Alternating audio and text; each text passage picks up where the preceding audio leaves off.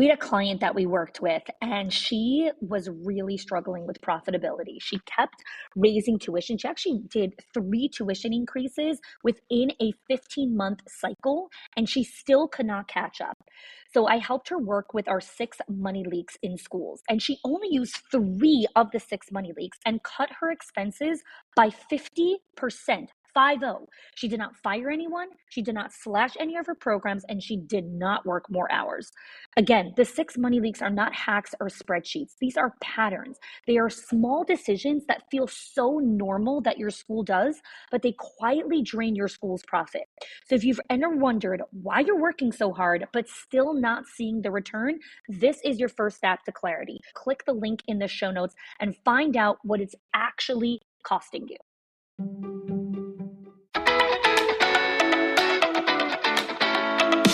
Welcome to the Schools of Excellence podcast, where we have conversations about education, leadership, and building a school of excellence. The goal on this show is to bring you clarity, up-level your mindset, and give you practical strategies and inspiration so you can show up with confidence and trust your decision-making. I'm Chani Wolshansky. I'm a mom of 4 under 10, a former New Yorker, and been in the early childhood field my entire life. And I'm so grateful that you've joined me for this conversation. Today's an exciting episode. Usually my episodes are solo, of me talking about all things leadership and culture and retention and all the things. And today I'm sitting down with Scott Wayman, who's the CEO and founder of Kangarootime. And we have a really in-depth conversation that goes in a lot of different directions. And for those of you that have followed our live streamings where we have owners-only conversations on Facebook, you know that our conversations kind of take a lot of different turns. But today we really dive into how to really choose and discern when it's time to take on an investor or really look at capital funding.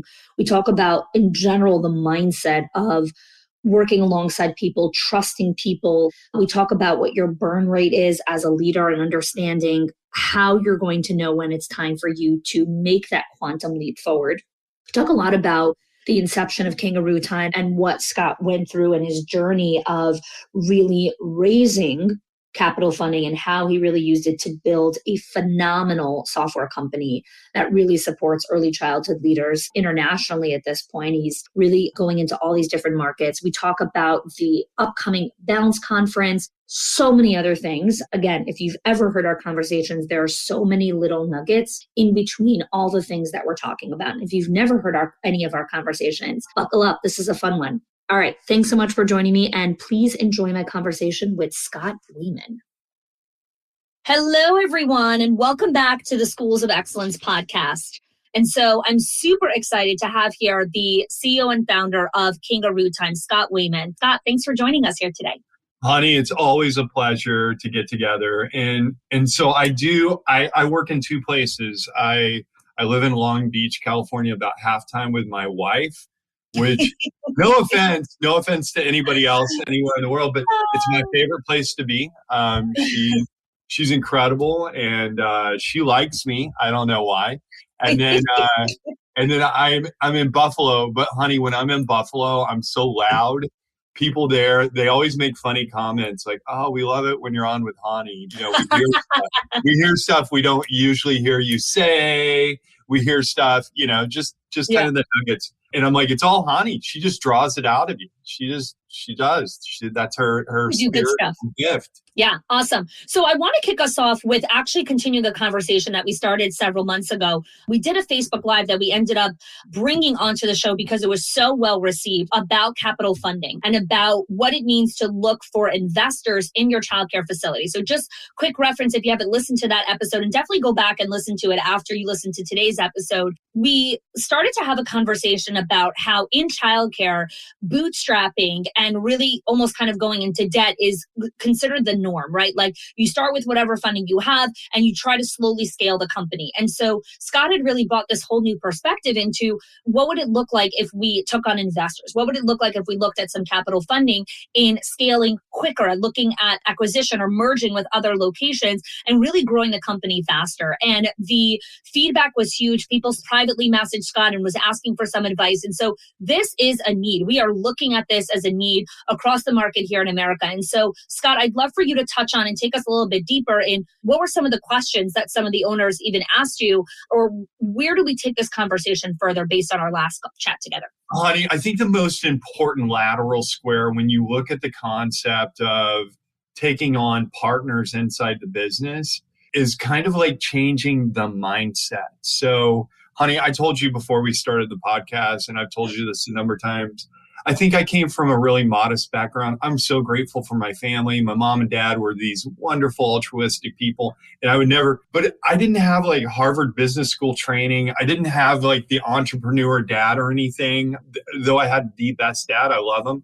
God rest his soul. But I think my mindset for really optimizing what I could do with my talents inside a business, it was all wrong. I think we all kind of grow up on these melodramatic, like, what's the TV show? Succession. You know, like everything in the world is Succession, and everybody around the world is trying to take this beautiful, wonderful business thing that you've grown from nothing into something away from you. And the mindset you should be carrying along with you is, to take on investors, to leverage more capital, is like bringing on new best friends and people into the business to help you with accountability and help you with different skills and talents. So I think first and foremost, for many of you who have scrapped your way, I love the origin stories of the typical childcare center of, oh, I was pregnant and I went out and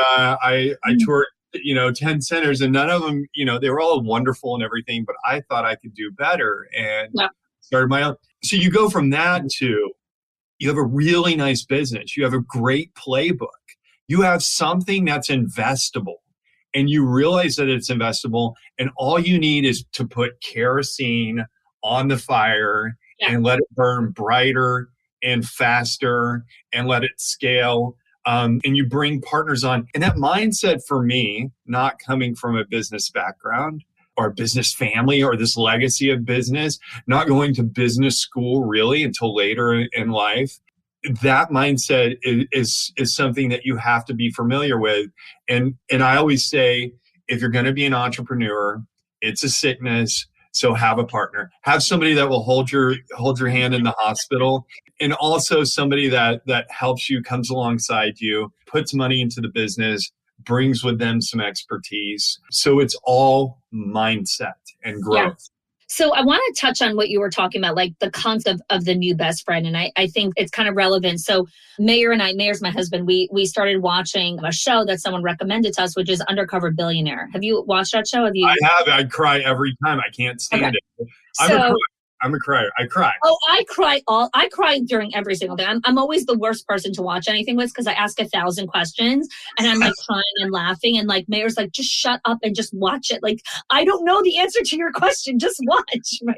So anyways, side note. So we're watching this show, and one of the things really stuck with me, what this guy was saying, he's like, the first thing you have to understand to building any business, but especially $1 million business, is its relationships. And he's dropped into this place where he doesn't know anyone. And the first thing he's looking to do is to make a friend. He's like, okay, I need to meet someone. I need my first into building this company. And so much of what you're sharing is exactly that. It's finding a friend. It's building relationships, right? If you want to go far, you got to have people to go with. Okay, so let's go to the next piece. Is a lot of people are super skeptical when it comes to taking on investors. There's these horror stories, there's, lawsuits, there's so much drama associated with investors or getting capital funding. Talk to us a little bit through maybe some of the good stories, or maybe how do we kind of weave our way out of the narrative that we might have that like, oh, I never want to do that. Yeah, so it's funny. I won't say who it was, but years ago in 2015, when I went to my first trade show, I was funding Kangarootime myself. And I talked to a competitor and I said, I think I'm going to go raise venture funding. I'm going to go raise some funding because I need to hire like 20 engineers. I need to hire people, and I can't self-fund through this. And for me, the vision was more about like all the wonderful things I could do for customers if I just had capital. Like, I have the vision, I have the playbook, I have the tribal knowledge that I've been earning. And this person looked back at me and said, why would you ever hire a boss? And I just kind of looked at her and thought, okay, that's an interesting way to look at it. But it was wrong. Her opinion was wrong because, and I do think many entrepreneurs, they get paired with, these relationships or these kind of like veins or arteries of sustenance that have an imbalance of power. So the first thing that I learned in finding really good early stage investors was that I had to kind of filter for alignment. And in fact, great story. My first investor, Will Sue from Mucker Capital, he walked me to my car. So he had me meet for coffee and he was like, yeah, I take like 100 of these coffee meetings a month. This is my job. This is how I filter entrepreneurs. And then he said, yeah, we're good here. Really great to meet you. And he gave me an assignment. He said, I want you to go home and I want you to build a business plan for me and show me how Kangarootime can become a $1 billion a year in revenue business. I know it's a stretch, but I just want to see you think through it. And, he's like, I'll walk you to your car. So about a month later, they cut me a $400,000 check and did the investment. And then over the years, he told me one of the reasons he walked me to my car was he wanted to see what I drove. He was just like, I vibe with this guy. And he goes, the fact that you had this real sensible 2007 Toyota Camry, he was like, I knew I could work with you because he came from humble beginnings. He was like, one of my filters is kindness. I knew you were a nice guy and very sweet. And he was like, I just wanted to know that you were humble and that you didn't have this outsized narcissism or something. So yeah, I think that's so good. I got chills. Finding that alignment is so, and geez, I'm so glad I didn't drive the Ferrari, I know, right? Like we go and rent the car because we want to impress, but really what people want is your authenticity. Like, no, I drive a 2007 Toyota Camry. That's what I drive. Absolutely. I love that. Such a great story. Also, in just understanding I was just doing a podcast on someone else's show.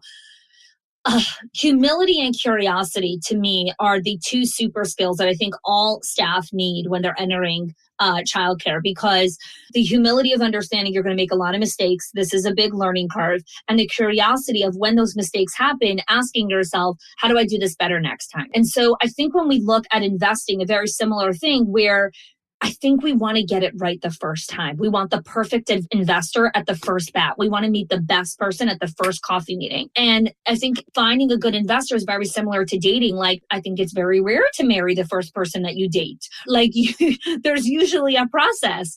So a weeding out process. So talk to us a little bit about that. Yeah. So actually, this is kind of a famous pillar when you're coaching young entrepreneurs or when you're coaching people that are going to look for capital. It's not for the faint of heart. So they say that for every venture funded business, you look at Uber, you look at whoever, you look at the biggest of the big businesses.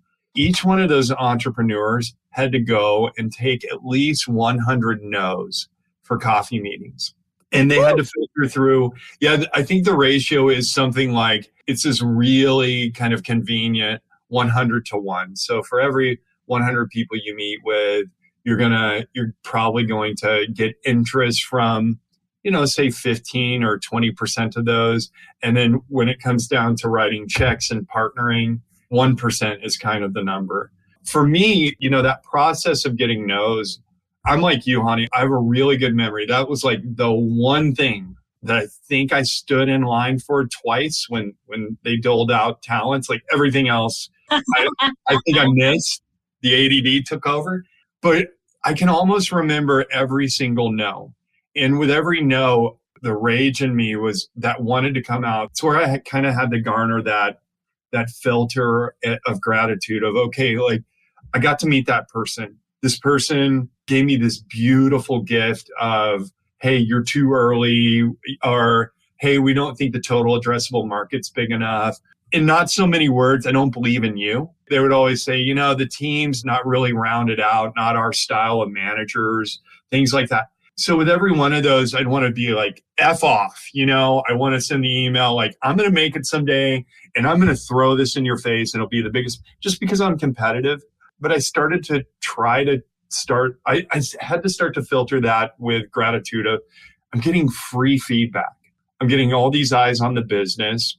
And honey, there have been so many dignified no's with caveats, with these beautiful nuggets. I mean, we went through, I won't say who the fund was, and they are embarrassed that they passed on our investment, but they flew into Buffalo. We flew out to meet them. We went through their partners meeting, probably spent 60, 70 hours building models for them, validating the space. And then they said, one of the partners just doesn't like the deal.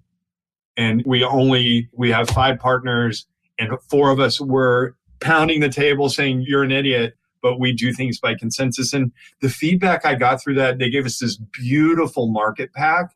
They gave us all these talking points. I was so brokenhearted, but in the end, I still refer to a lot that I go back to that email that, hey, we're not going to do the deal because of this, this, and this. And it's some of the best, most thoughtful advice from some of the smartest people around. I mean, these guys are all Ivy League graduates. They're all self-made. They were all so respectable. But just knowing that I went into that process to make my business better and to grab capital so I could grow it. And then I came out of it with this gift of feedback and somebody that earnestly and with nobility looked at the business and was like, we like it, but you could do this and this better. So I think going into the process, there is again, back to mindset, just take everything in and recycle it, use it to your advantage. So let's talk about this kind of grit and patience of playing the long game, because I think when we think of meeting with 100 people or we think of anything that's associated with that, there is a lot of setbacks, failures that you have to navigate. And it's at a certain point, you're like, do I give up now? Like, have I put in enough effort? And I think about the story. I don't know if you know Jamie Kima's story from IT Cosmetics. She ended up selling it to L'Oreal for $1 billion. But when she was first hunting for investors, she went to this one investor and he was like, no one's going to buy cosmetics from someone who looks like you. And in the end, when L'Oreal bought them for $1 billion, he actually called her and said, you were right, I was wrong, because he didn't end up investing in her. And, she built $1 billion company. But when I hear her story and I hear stories like yours of just people that kept going after investors and kept being told no, or being told things like no one's going to buy makeup from someone who looks like you, right? Just totally humiliating people. The determination and the grit to keep going anchors back to your why, right? Her why was larger than life for what she was going after. Your why, very strong. So let's talk about before a school leader really goes after looking at capital funding or investing, there has to be a re-anchoring to their why because of all the setbacks that they need to anticipate that's coming. Yeah, I think there also has to be kind of a quarterly or a monthly assessment. In that assessment, Honey, you and I were hustlers. We've both built our businesses on getting like super outsized results based on persistence and probably like something weird in our childhood that really recruited the ability to be charming. So, but I think great business leaders have the ability to remove all the emotion and all the dissonance around looking at everything inside the business. So looking at your key performance indicators, first of all, set those up. And this is where I love you and what you share. This is where I love some of the other thought leaders in the industry. There are thought leaders out there that will give you really definite business metrics. Look at those. They will tell the story of your strengths and your weaknesses. If you have 8 classrooms that you can't open up, your weakness is obviously the tumultuous time in childcare. It's hard to step, but you've got to be honest and know that your sourcing function for new employees is broken. That's your weakness. I've been there. Yeah. When I was fundraising, filling seats was very hard for me. When I'm not fundraising and my time is not bifurcated, I'm really good at recruiting. So let's talk about that for a second. I need to interrupt you for 1 second and talk about that, because this is just, again, going back to that show, Undercover Billionaire. I'm sorry, I'm going to reference it a lot because I just watched it last night. But one of the things he was talking about was, he's like, I have to make enough money to survive. That's my first thing, because every moment that I am spent on survival is a minute that I can't work on my business. When you are in survival, right? When he was looking at like, okay, I just need to make enough money to get my rent gas, food, every minute that I am in survival. I can't work on my business. I'm just trying to survive. Honey, why did you do this to me? Okay, I'm sorry, I'm gonna make you cry. You know nothing about kind of like my thesis on this. I have a huge thesis on this. So you don't know this, but I make lots of money. Not lots of money, but I started investing in real estate about 20 years ago. Oh, we've spoken about this, that you have. Yeah. So my goal was to have passive income that would pay all my dwelling expenses, all my food, shelter, all my basic needs. And my goal there was, I think that was kind of rooted in kind of like, a little bit of financial insecurity growing up and everything. Sure. But I became super, super vigilant in my 20s and 30s about saving money and buying cash flowing entities. And I'll say, like, once I got to a point to where I had $20,000 a month of passive income coming in, that's when my entrepreneurship kind of like my trajectory blew open. And I think there's a relationship there. And when I'm coaching young entrepreneurs, it's always about, okay, what's your personal burn rate? I need to know your personal burn rate, because if you got a crazy lifestyle and you're not driving a reasonable 2007 Toyota Corolla, you might be kind of like muting your ability to go and get that dream, and build that business you've always wanted to. So yeah, I do think that also, like, honey, I haven't checked my bank account in probably 15 years. I don't worry about it. In fact, I need to be more realistic, but we switched over payroll providers, and our HR person came to us and said, our payroll, it's not going to fund till like 4 hours later. And I'm like, so? And she's like, Scott, that doesn't fly. People get stressed. They live paycheck to paycheck. Anyway, bottom line, this is totally a departure from where we started, but I'm a firm believer you should work very, very, very hard to backfill your personal burn rate and spin up businesses or passive income so that you can go all in when you decide to do your big thing. I haven't read that in a business book. I was telling Jessica, my wife, the other day, I was like, I'm going to write this book called No Dwelling. And the thesis is built around like you buy, you invest in businesses or in things that can give you cash flow that pay for your housing. Because once that's covered, and again, this is probably like small man's thinking, but you can really kind of point your intellectual curiosity, take risk. Like I worked at Med Streaming for the first year, no salary, because I didn't have to contribute. I had saved. The first 3 years at Kangarootime, zero salary. Right. Zero salary. So again, everyone starts in a different place. I can never not take a salary. I got 4 kids to feed and 4 tuitions to pay. So the big thing that we're talking about here is really understanding what does it cost you to live and when is enough enough? I think that's a big question I ask a lot of owners. When is enough enough? When is it like, okay, this is enough. It'd be great if we did this also, but this is enough. This is the burn rate. But going back to what he was talking about is every moment that you spend in survival is a moment that you cannot build your business. And when I think about, the pyramid of excellence, which is our proprietary process, the first layer in the pyramid of building excellence is survival. And until you move out of survival into kind of the other layers, and the top layer being legacy, you can't build legacy when you're in survival. Yeah, I agree with you. So at the top is legacy. And I think when you're in legacy and you're at that point to where you can say, if I hire 3 new people to do these 3 things, even though I can't take the adequate amount of salary or what I'm worth, these things will pay off tenfold. So for a few months, I can take a haircut. But yeah, being in a position to where you can invest and create more legacy, to me, is such an important concept. It's huge. It's huge. So I'd love to kind of switch gears here in the conversation and talk about something exciting that Kangarootime has coming up. I know last year you guys hosted in the summer the Bounce Conference, which was your first event, which was super exciting. And so this year you guys are doing it again. Would love to hear about just a little bit about this event. Childcare leaders are always looking at going to events. There's all different kinds of events. Everyone's got like a different theme and a different spiel. So tell us a little bit about Bounce. So we have become an advocate to the childcare operator, and we feel like we're the partner. So our conference, we have been a student of many of the great conferences, one being yours, which is an absolute amazing time and a refresh for me in a time where I feel like I have my big gratitude moments because it's always in a beautiful climate, and coming from Buffalo, it's much appreciated to be on a boat. Yeah. But our platform, we feel, has given us this really interesting set of optics into the childcare space and the early education space. Our theme, we have a conference, it's called Bounce 2023. Our theme is coming together.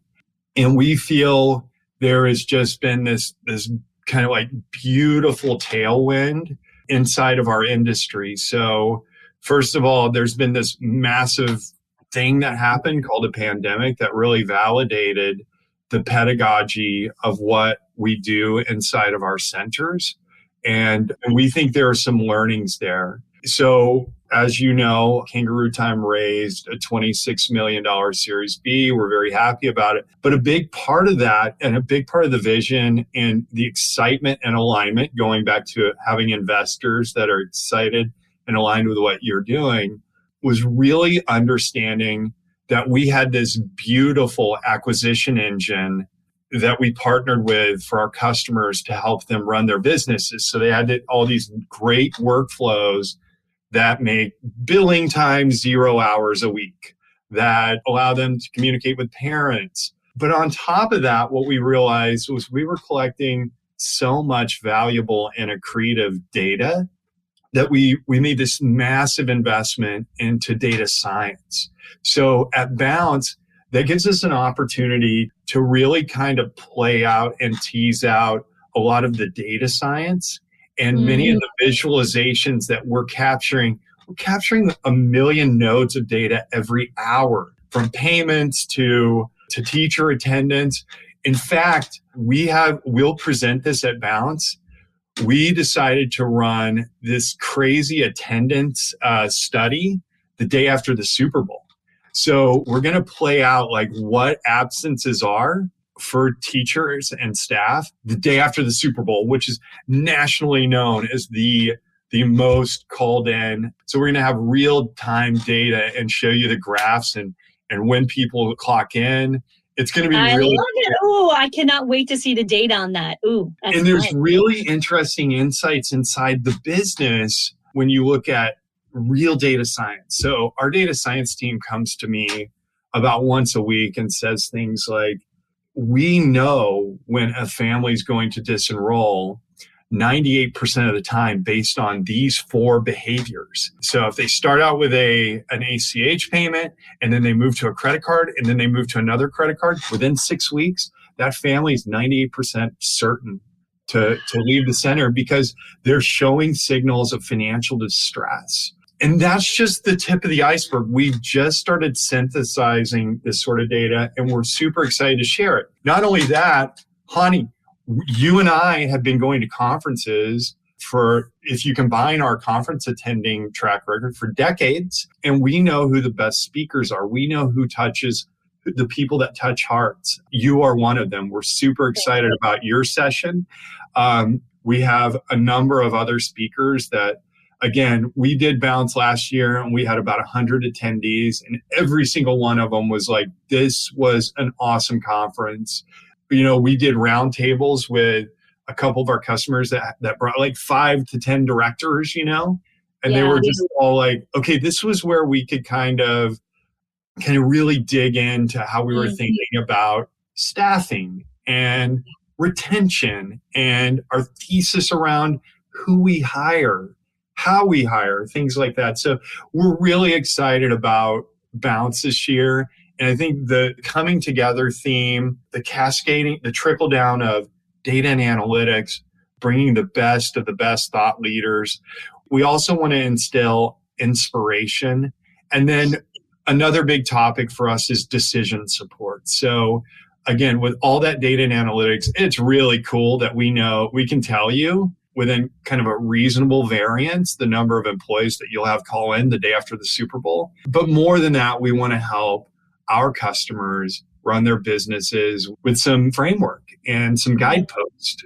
I think what's really incredible, I'm lucky that I get to speak to a lot of different partners and people that have built software technology inside of this industry. And I think one of the things that really made Kangarootime stand out is the openness to listen to clients and customers and really understand what is it that they need, and not just building something out and say, build it and they will come, but really going and saying, what do you guys need? How do we support you guys? How do we support your journey? How do we make running your business more efficient? How do we optimize it? How do we help you guys automate, delegate things?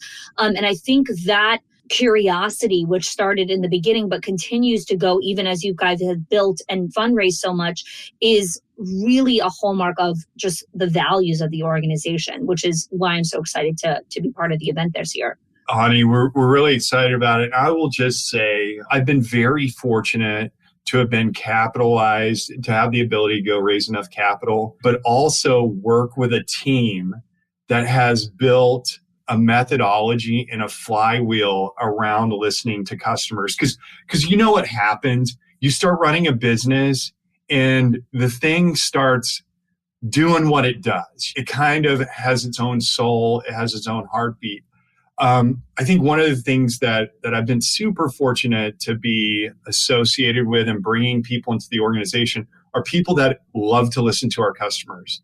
And not only do they love to listen to our customers, they built framework around that being sustainable. Again, we have competitors, we work with customers that have said, we've been asking for the same thing for 10 years, and then you guys come along and you listen. A big part of that is we have had people that insist on building flywheels so that they can listen to customers, get back to them, sometimes deliver bad news to say, hey, we love that idea. We know that you want a green button on the screen, but we're not doing that because it's just not the best thing for everybody. But yeah, designing a process so that you can deliver value back. And that feedback loop, the etiquette around communicating, the kindness that's infused with hearing people and talking things through with them, it's something that I think we've been fortunate enough to hire people that live for that. I love that. Again, like, so much of what today's conversation about is just really like best business practices and really what it means to build a long-term sustainable brand in the market. And so even if you're consider yourself a small childcare center, I only have X amount of teachers, I only have one location, I only have 2 locations, it doesn't matter. Like, building your brand, building your legacy is not about how big your company is. It's the impact that you're making with the people that you are privileged to serve on a day-to-day basis. And I think that's what makes this company so unique, and just grateful for what you guys are doing in the world. So how can people find out more about Kangarootime? How can they find out more about Bounce if they want to continue this conversation with you guys? A couple of ways. So the first thing, I'm going to tell you a little more about Kangarootime. So tell us.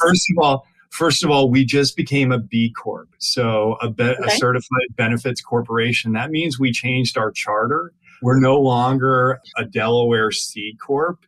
We've transitioned to a B Corp, which means the charter of the company has changed. And instead of the relentless pursuit of profits, we are really stewards of doing what's best for our customers and for the industry. You know, we join a great cohort full of wonderful companies like Tom's and Ben & Jerry's. We are super proud of that, and our employees were excited about it. So everybody in our company owns a bit of Kangarootime. So we're super happy about becoming a B corporation, and we'll be talking more about that in the future. I do think every childcare company should become a B Corp.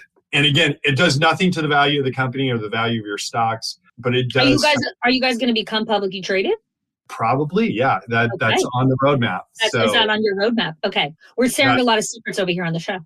Yes, yeah. So someday, and forever we thought we were just a tweener. You know, we didn't think we had a big enough business to be that, and we would build this really nice thing. But yeah, that is our goal, to really grow it. We have become international. Yeah. We do exist in Australia. We are opening business in the UK. That's a new announcement. We've just contracted a very large customer over there. But yeah, to learn more about our company, please visit our blog. That's the face of kind of the frontward cut to the world facing layer that we want you to start with. So that'll have a number of articles and thought leadership posts, many by you, honey. Go to kangarootime.com/blog. or just go hit our website. It's a great place. If you want to learn more about our platform, we are huge on jumping on a demo and just talking about center economics. That's where we start. And then we'll start to talk about family engagement, our enrollment platform, our CRM platform, all the other pieces. We have a really comprehensive product for enterprise businesses. In our opinion, the first to really nail the enterprise offering. And then also for if you are a single center with 50 students, we want to be the first platform and the last platform you ever use. Yeah. I love that. And if you want to find more about Bounce, you can definitely go to their website as well. There's just all the information is inside of there. Scott, what is one insight that you want to leave us with on what it means to really build a business of excellence? This podcast is called the Schools of Excellence podcast. Everything that we talk about is about building excellence. What is your definition of excellence? Yeah, I think if you can build a business that has like a relentless prioritization for their customers, you've done something right. But more than anything, I think we wanted to build a company that filtered for two things. One was just greatness. We wanted to be really good for our customers and shift the narrative around the softwares that they use, because many of our customers are disappointed.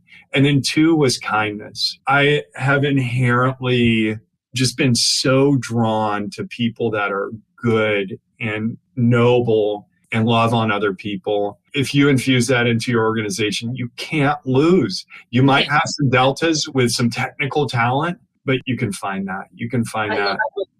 I love that. Scott, it's always a pleasure speaking with you. I'm glad we got to have a little bit of a longer conversation today. This was great. And thanks for joining us on the show. Loved it. Awesome. Can't wait to do it. If you are loving the Schools of Excellence podcast and have gotten any value out of it for your school, I would love if you can do two things for me. One, subscribe to the show so you never miss an episode. And two, can you please leave us a review? Reviews help other school leaders know that this is the place to learn how to build a school of excellence. And I would be so grateful if you can do that for us. Your help and support makes this show to be able to be listened by the thousands of other school leaders all around the world. Thanks so much for listening, for giving us your time and attention each and every week. And I appreciate that you have joined us.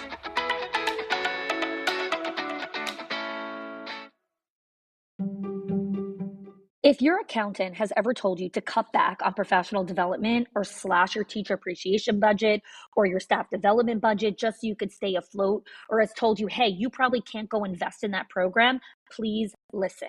The problem is not that you're spending too much money on your people or yourself or your investment or your support system.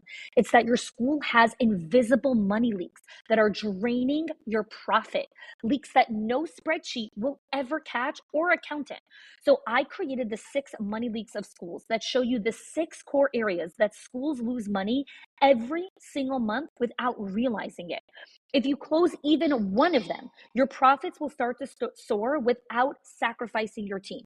Go get it now and stop blaming the things that are actually building your school.